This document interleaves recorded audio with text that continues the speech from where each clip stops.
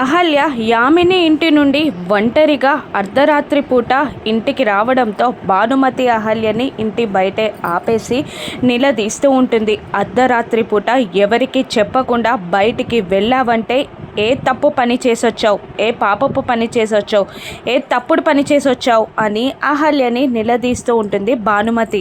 ఇక ఆ బాధని తట్టుకోలేక తలదించుకుంటుంది అహల్య. అప్పుడు గౌతమ్ ఎవరి గుచ్చి ఏం మాట్లాడుతున్నావు నానమ్మ అని గట్టిగా నిలదీస్తూ ఉండగా, అర్ధరాత్రి పూట ఎవరికి చెప్పకుండా బయటికి వెళ్తే తప్పుడు పనికి కాకపోతే ఎందుకు వెళ్ళినట్టు అని భానుమతి కూడా నిలదీస్తూ ఉంటుంది.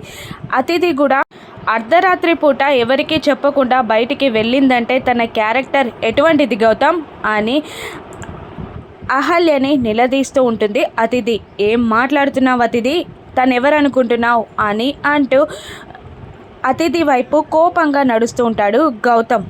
యామిని ఇంటికి వెళ్ళిన విషయం అహల్య బయట పెడుతుందా? ఆ పార్సల్ గుచ్చి అజ్ఞాత వ్యక్తి గుచ్చి గౌతమ్ అహల్య నుండి తెలుసుకుంటాడా?